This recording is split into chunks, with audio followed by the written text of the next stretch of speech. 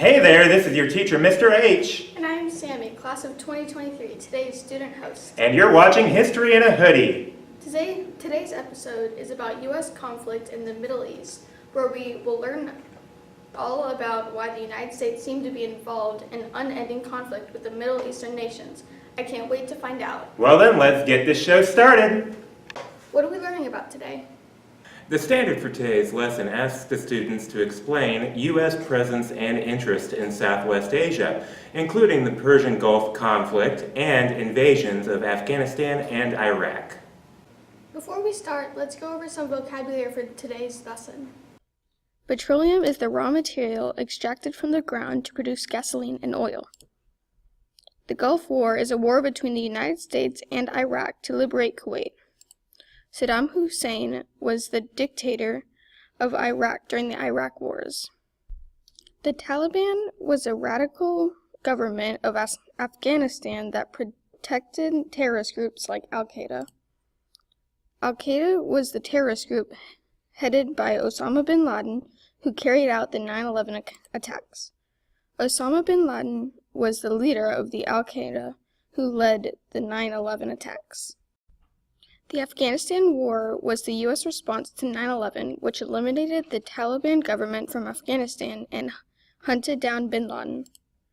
The coalition is the alliance of countries for combined action. WMBs are weapons of mass destruction, including nuclear bombs, chemical weapons, and biological weapons. In 1908, Henry Ford's Model T car began rolling off the assembly line.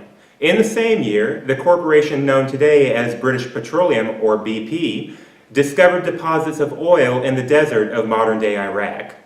Additional oil reserves were discovered in and around the Persian Gulf countries of Bahrain, Qatar, Saudi Arabia, Kuwait, the UAE, and Oman over the next 6 decades.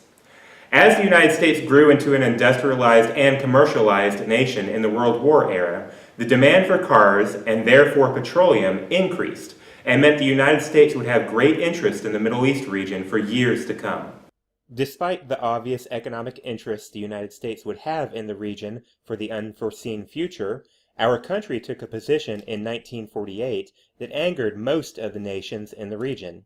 The United Nations partitioned the region to include a Jewish home state, Israel, in Palestine. The U.S. supported the plan, which many of Israel's new Arab neighbors did not, and would spend the following years sending military support and arms to the region to help defend their new ally against repeated invasions across its borders. There were, of course, consequences for the U.S. An oil embargo and hostage crisis in Iran in the 70s damaged our economy and strength internationally, and all of this would lead to anti-American leaders being installed in Middle Eastern nations. In the 1990s, Kuwait was an economic ally of the United States, pretty much our only ally in the Arabic world at the time. This oil-rich nation began selling oil at a cheaper price than other nations in the region, which had a negative effect on its neighbors' economies. One such country was Iraq, who had just gotten out of a costly war with Iran and was counting on oil revenue to rebuild.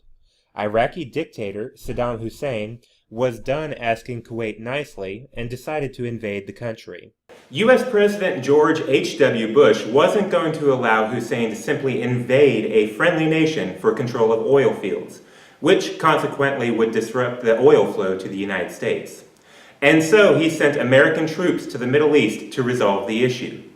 The Gulf War, also known as the First Iraq War, or its military codename Operation Desert Storm, was fought from January to February 1991. In the end, Saddam Hussein's troops left Kuwait, but not before setting nearly 1,000 oil fields on fire. The Taliban was a radicalized government that established power in Afghanistan and supported terrorist groups like Al-Qaeda and their leader Osama bin Laden. On September 11, 2001, bin Laden's group of 19 terrorists hijacked 4 airplanes in the United States and crashed them into targets chosen to inflict much damage and turmoil. 2 of the airplanes impacted the Twin Towers of the World Trade Center in New York City.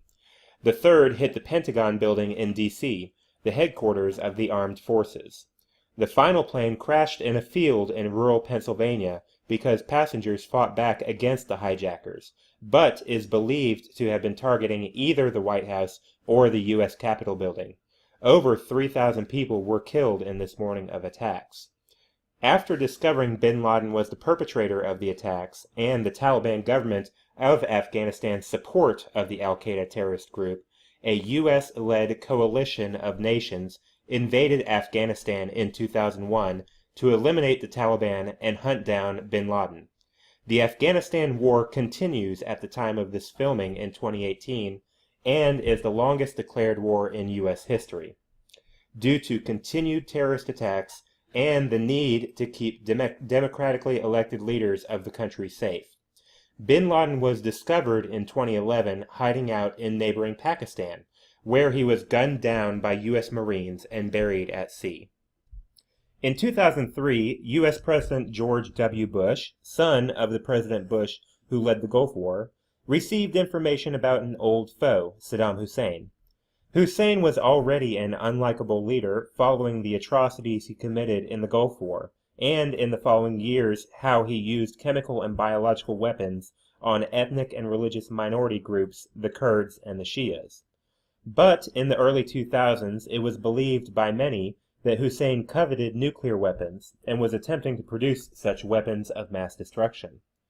President George W. Bush presented his case to the U.S. public and the world that Saddam Hussein was producing WMDs. His information was received from a CIA source that later admitted it was false. Using this inaccurate information, Bush declared war on Iraq. The Second Iraq War, or usually called simply the Iraq War, was a much smaller coalition than the Afghanistan War. But a few months later, the major invasion was successfully completed, and Hussein was captured, put on trial in his own country, and given the death penalty. Like Afghanistan, it would be years before the country was stable enough for U.S. troops to mostly pull out of the country. So why does the United States need to maintain interest in the Middle East region? As long as the U.S. economy is tied to oil, the United States will be interested in the Middle East. In 2008, Hurricane Katrina did major damage to the Gulf region of the southeast United States, including knocking out several oil rigs, refineries, and pipelines. This didn't completely stop the supply of gas to the region, but caused a disruption. Some results of that disruption were gas lines at stations miles long, people abandoning their cars on the sides of highways because they ran out of fuel and their station was empty grocery store shelves because trucks couldn't finish the trip, and more. Other than higher average gas prices since, the shortage was pretty much resolved within a week or two. Now, expand that chaos to 70% of our oil source being disrupted, which was the maximum imports used back in the 70s. A total oil embargo against us could almost be enough to knock our country back to the Stone Age, and that's what OPEC attempted back in 1973 before they realized they were killing their own economies as well. The Middle East is a highly unstable region with several leaders we would rather not be in cahoots with, but we must be as long as our transportation network is defined by the gas-powered engine. We continue to be involved in conflicts presently, including, as of this filming, the Afghanistan War, hunting down the terrorist network ISIS, and involvement in the Syrian civil war. However, innovations in recent years into electric cars could slowly reduce our nation's reliance on oil, and further distancing ourselves from the Middle Eastern leaders would be a side benefit to improving the environment. Oddly enough, going all the way back to the beginning, Henry Ford's first attempt at an automobile was an electric-powered engine, but he was convinced to try out a gas-powered engine instead. Now what? What am I going to do with this information? There are so many good morals I could tie into this lesson. Don't put all your eggs into one basket. Hindsight is 20/20, or being a good neighbor. Instead, I want to talk about making good decisions. There's an old saying about what happens when you assume, and I'm not going to say it. But making decisions based on assumptions becomes a very dangerous problem, especially very important decisions. Now, I'm not saying that Saddam Hussein was really a good person who would never use nuclear weapons on civilian populations. He most certainly was evil.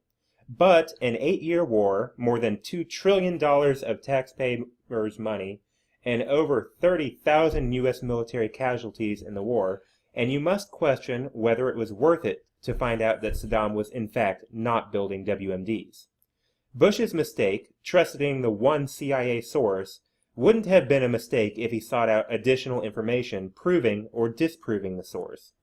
Skepticism, meaning to doubt the truth of something, should have been the president's mode of operation until provided with so many facts that the truth is clear. In our everyday lives, we are under assault by false truths. That sounds impossible because false truths is clearly an oxymoron, but it happens a lot. A truth can be false by only portraying one side of an argument, showing bias. A truth can be false by slipping in opinion as a fact. A truth can be false by picking and choosing the information that supports your own argument while covering up the information that contradicts it. We can see this coming from miles away, but where we get into trouble with the truth is when we are too lazy to individually learn about what is really going on, to look at the primary sources ourselves, and to make an informed decision based on complete information, not just what some TV personalities or news hosts with an agenda wants us to know and think. Not thinking for yourself, blindly following the lead of a TV personality, that is almost literally how brainwashing works. So what can you do individually to make sure you aren't falling into the trap of assuming? Be skeptical. Don't assume anything is true until you have seen a plethora of evidence from a variety of sources that all say the same thing. Find primary sources, avoid clearly biased platforms of information, and make an informed decision. You are living in the internet age. Everything you could ever need is at your fingertips to make the right understanding, so use it. Wow, so learning about the Middle East conflicts is really important to me to understand. I'm glad I learned it today. Right you are. Are you ready for some review questions? Yep.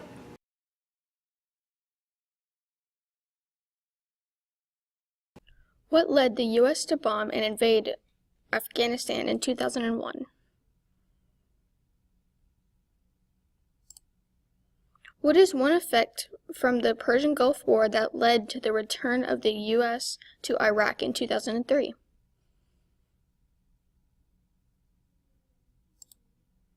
The response of the U.S. to Iraq's invasion of Kuwait in 1990 best shows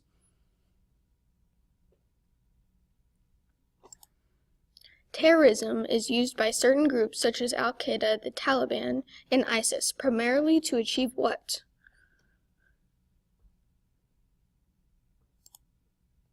What is the status of the Afghanistan war today? Thank you, Sammy, for co-hosting with me today. I hope all the rest of you learned a lot from today's episode of History in a Hoodie about U.S. presence in the Middle East. If you did, don't forget to like, subscribe, and share. Just kidding, I don't care about that stuff, but do make sure you study this lesson. Bye now!